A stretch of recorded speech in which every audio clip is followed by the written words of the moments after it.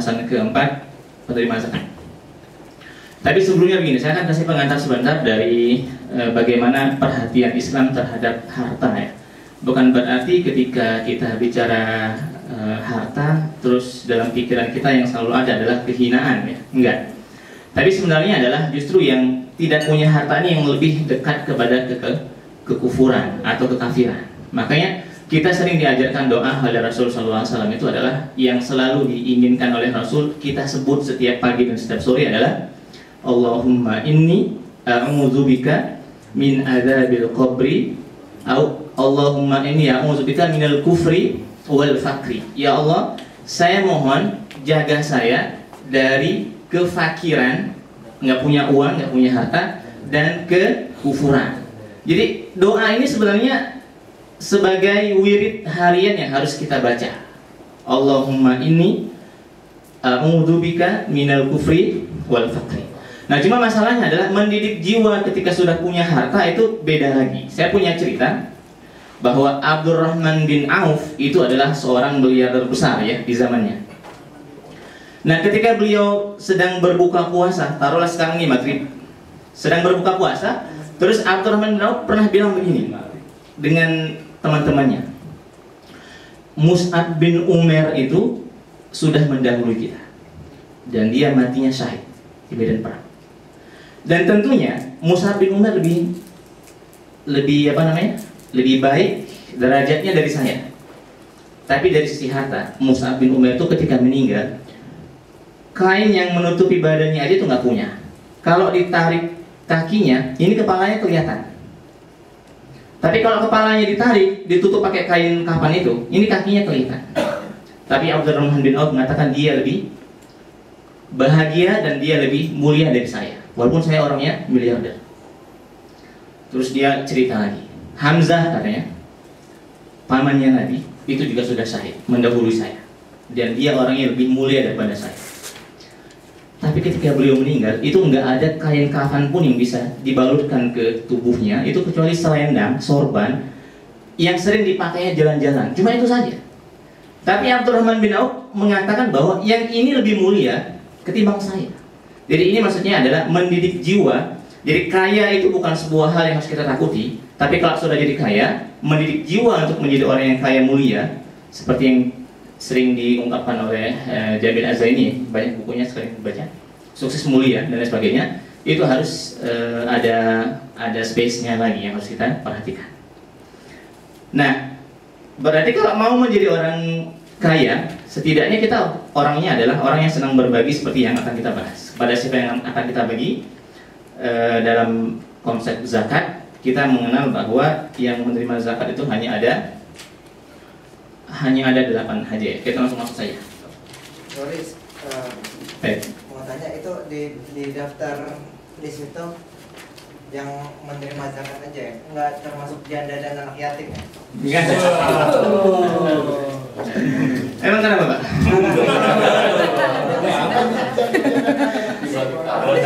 Iya, nanti tergantung. Kalau jandanya nanti masuk ke dalam yang 8 ini, kasih gitu. Tapi kalau jandanya nggak masuk ke sini, enggak. Janda, kalau janda kaya tuh semua alat masuk. Tapi nanti akan kita bahas. Baik. Karena ini sifatnya hanya secara umum ya, dan akan lebih baik kalau misalnya dari antum semua aktif, nanya dan lain sebagainya, karena kita nggak bisa jelasin semua di sini di slide. Ini adalah landasan dasarnya. Jadi kalau kita bicara fikih, kita harus bicara landasan. Kalau ada orang bicara fikih nggak punya landasan, berarti dia bukan bicara fikih. Dia bicara bukan fikih, kan? Ini landasan utamanya. Di surat At-Taubah ayat 60, dan ini satu-satunya ayat yang mengindikasikan tentang bagaimana kita mengalokasikan zakat. Zakat ya. Kalau infak sedekah itu beda lagi, pajak beda lagi, wakaf beda lagi. Ini hanya untuk zakat. Makanya untuk zakat itu dia terbatas sekali, kecil. Kita nggak bisa inovasi dalam zakat itu, kita nggak bisa. Maka perdebatannya adalah boleh nggak harta zakat itu dipakai untuk misalnya bangun masjid, bangun sekolah, terus selain yang 8 ini ya, boleh nggak? Itu perdebatan panjang sekali. Panjang sekali. Kalau mau inovasi lewat jalur kalau mau inovasi selain itu, maka jalurnya adalah bukan jalur zakat, jalur wakaf, infak, sedekah. Jangan ke sini karena ini sifatnya adalah konsumtif, harus dibagikan,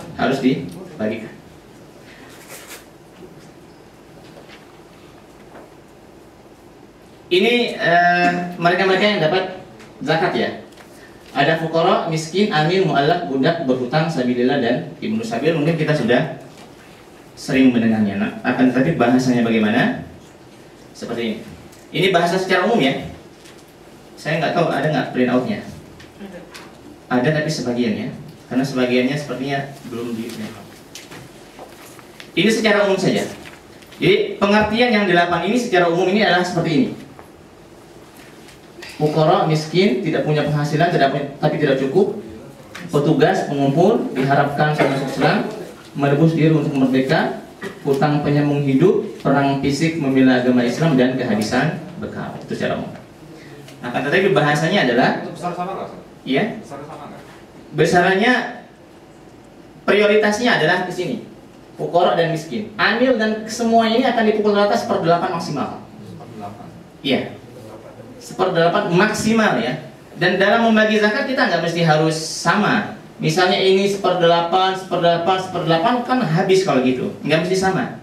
Bisa jadi di sini dia berapa? Ini kan budak udah nggak ada lagi nih. Berarti kita coret gitu. Terus mu'alaf taruhlah misalnya nggak ada misalnya. Berarti kita coret mu'alafnya. Jadi prioritasnya di sini. Dan fuqara dan miskin nggak boleh dikalahkan. Nggak boleh dikalahkan. Kalau punya uang dan yang menerima banyak, maka fuqara dan miskinnya ini harus diutamakan. Baru sisanya dibagi ke yang lainnya. Seperti itu. Kalau amil? Iya sama. Maksimal 1/8. Nggak boleh lebih seperti itu. Kalau kita kan banyak yang pukul zakatnya seperti yang Iya. berkat apa segala macam itu juga Nggak boleh. nggak boleh. Kecuali kalau nanti misalnya diambilkan biayanya dari, kan ini kan namanya bukan zakat saja Pak ya. Bapak juga ngurusin wakaf, sedekah, kan diambil dari yang lainnya juga. Sehingga jangan sampai terjadi bahwa semua gaji yang kita terima dari zakat itu lebih dari 1/8. Lebih dari 1/8. Nanti malah nggak berkah atau bahkan malah berdosa. Kita menzalimi mereka-mereka yang semestinya lebih berhak menerima. Kalau ambilnya potong dulu di depan 1/8 itu Iya. Nggak boleh. Ini jadi dalam membagikan untuk pertama dan kedua ini prioritas. Baru setelahnya istilahnya kalau bagi waris ini istilahnya yang wajib kita dahulukan. Baru ini sisanya.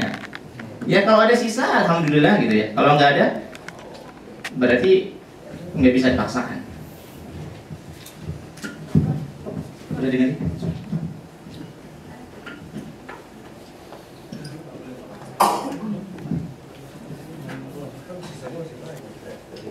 Kita lihat dulu ya, nanti akan kita bahas satu-satu. Haram menerima zakat. Jadi secara umum selain yang 8 tadi kita tidak boleh mengasih, memberi atau mereka tidak berhak mendapatkan zakat, tidak boleh. Secara umum ya. Terus non muslim, jadi orang yang bukan muslim secara umum dia nggak boleh dapat zakat. Walaupun nanti dalam perdebatannya mu'alaf itu salah satunya ada mu'alaf yang dalam kondisi masih non muslim tapi kita boleh memberinya zakat. Tapi itu sifatnya pengecualian saja. Nanti akan kita bahas sebentar ya. Tapi secara umum non muslim ini nggak boleh ya. Jadi non muslim itu nggak boleh menerima zakat. Pokoknya kalau dia non muslim udah lewat. Sama seperti perdebatannya ketika bagi waris. Bagi waris ayahnya misalnya muslim tapi anaknya ternyata ada yang non muslim, itu terhalang, nggak bisa dapat. Atau sebaliknya ayahnya non muslim, anaknya muslim, sama, terhalang juga. Pokoknya kalau dia non muslim dia terhalang. Secara umum seperti itu aturannya ya. Adapun pengecualiannya itu hanya sedikit. Ketiga, ahlul bait.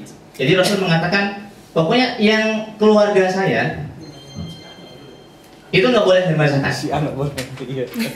Si anak boleh. Iya. Maka orang yang mengaku-ngaku kalau dia keluarga Nabi bukan berarti dia punya kelebihan secara harta terus dia bisa narik harta dari orang lain, nggak boleh. Jadi kalau misalnya ada seseorang yang mengaku Habib, taruhlah, maka dia nggak boleh menerima zakat. Sedekah pun mungkin nggak boleh. Kira-kira kita tergolong di sini apa tidak? Tidak ya, insya Allah tidak. Kecuali yang tergolong. Sekarang fakir.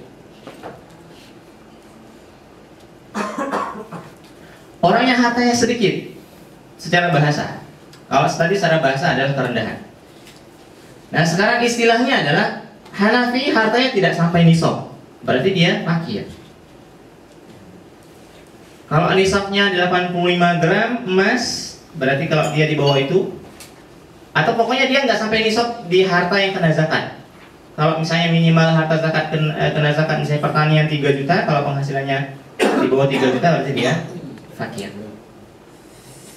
Syafi'i Hambali tidak punya sama sekali, Maliki hartanya tidak cukup untuk kebutuhan pokok setahun. Intinya dari pengertian ini kita akan bisa melihat mana yang mengatakan bahwa miskin itu lebih rendah derajatnya dari fakir, mana yang mengatakan bahwa fakir itu derajatnya lebih rendah daripada miskin. Cuma begini, Al-Quran mengurutkan fakir, miskin. Para ulama mengatakan kita ambil urutan yang datang dari Al-Quran saja. Fakir berarti dia lebih rendah derajatnya daripada miskin. Tapi kalau ada yang mengatakan miskin lebih rendah daripada fakir, ya silakan. Itu hanya perdebatan istilah saja. Perdebatan istilah. Pokoknya adalah mereka berdua sama-sama dapat, dan mereka adalah orang yang paling utama untuk mendapatkannya sebelum yang lainnya. Sampai sini katakan? Belum ada ya? Jadi perdebatannya di situ ya. Siapa yang sengsara gitu? Kita nggak usah terlalu dalam kesananya karena ini hanya perdebatan istilah. Kalau ada yang mendebatkan duluan telur apa duluan ayam? Duluan telur apa duluan ayam? Debatnya kan kalau untuk melatih otak sih silahkan gitu. Jadi sebagian ulama itu ada sengaja yang bikin acara debat hanya untuk mengasah keilmuan mantik mereka. Yuk debat yuk, bikin acara gitu. Besok ada acara debat. Ya debatnya seperti itu, mana duluan, telur apa ayam? Mainnya main logika. Jadi itu dalam istilah mantik ada seperti itu. Sebagian dari para ulama membolehkan debat untuk mengasah logika. Selebihnya kalau mau berantem nggak boleh. Karena Rasul mengatakan, saya itu kata Rasul menjamin orang yang menjauhi perdebatan walaupun dia dalam keadaan yang benar. Secara umum. Kalau kita mengaca ke Bank Dunia, masalah standarisasi fakir atau miskin itu. Jadi Bank Dunia itu membagi bahwa ada yang absolut sifatnya, memang benar-benar miskin gitu kan, yang penghasilannya itu kurang dari 1 US dollar. Penghasilan per hari berarti kalau 10.000 di bawah 10.000 berarti. Di bawah 10.000 itu berarti mereka miskin. Standarnya ya. Ini kalau nggak salah data 2011 atau 2006 gitu. Pokoknya ini data tahun 2000-an. Terus ada lagi yang ada kalau standar yang agak menengah dia di bawah 2 US dollar. Jadi kalau seandainya standar miskin ini seperti ini, maka orang miskin di dunia itu seperti ini. 1,1 miliar atau 20% dari penduduk bumi ini miskin. Kalau kita standarnya ini, berarti kalau standarnya ini berarti dia lebih banyak lagi. Kalau standar miskinnya adalah mereka yang penghasilannya di bawah 2 US dollar, berarti 50% penduduk bumi ini adalah miskin. Miskin ya. Ya memang makanya Rasul mengatakan mengapa salah satu dari hikmah mengapa wajib zakat agar harta itu tidak hanya larinya itu ke sama orang kaya saja. Nah, ini ingat Bang Haji Roma Irama lagi ya. Yang kaya makin kaya, yang miskin makin miskin. Ya kalau uang harta itu selalu beredarnya di orang kaya saja, itu yang terjadi biasanya adalah revolusi. Jadi sebagian dari sebab utama dari revolusi itu biasanya adalah ketimpangan sosial antara mereka yang berada strata di bawah dan yang di atas. Kaila takuna dulatan bainal agniya. Seperti itu. Baik, sampai di sini ya. Jadi orang fakir dan miskin sama-samanya sepakat kita dapat, walaupun perdebatannya siapa yang paling rendah di antara keduanya. Sekarang adalah syaratnya. Tidak semua orang fakir dan miskin itu dapat. Ya kan saya miskin, saya fakir. Tapi kan masih ada dapat yang mungkin dia masuk dalam kriteria berikut. Miskin, fakir tapi bukan. Dia seorang muslim. Miskin, fakir tapi dia non muslim. Dia nggak dapat duit zakat. Duit lainnya mungkin. Tapi duit zakat dia nggak dapat. Fakir dan miskin tapi dia keluarga Nabi, nggak dapat juga, karena dia keluarga Nabi. Keluarga Nabi sudah mutlak nggak boleh dapat zakat. fitrah dan harta. Yang ketiga, miskin tapi dia fakir, miskin tapi dia budak, enggak dapat juga. Dan terakhir, miskin, fakir tapi dia ada yang nanggung. Ini sebenarnya sih nggak dapat. Fakir, miskin yang berada di tanggungan, ya sama seperti tadi, anak misalnya dalam keadaan fakir dan miskin tapi sudah ada yang menanggungnya, keluarganya yang ada yang menanggungnya. Sebenarnya sih dia tidak sekuat kalau dia tidak ada yang menanggung. Tapi kalau dia sudah ada yang menanggungnya, kita cari yang lain. Kita cari yang lain. Artinya mereka tidak dapat. Jadi ini 4 syarat yang harus terpenuhi. Bukan berarti bahwa orang fakir dan orang miskin itu semuanya dapat. Enggak. Tapi ini adalah 4 syarat yang harus berlaku juga.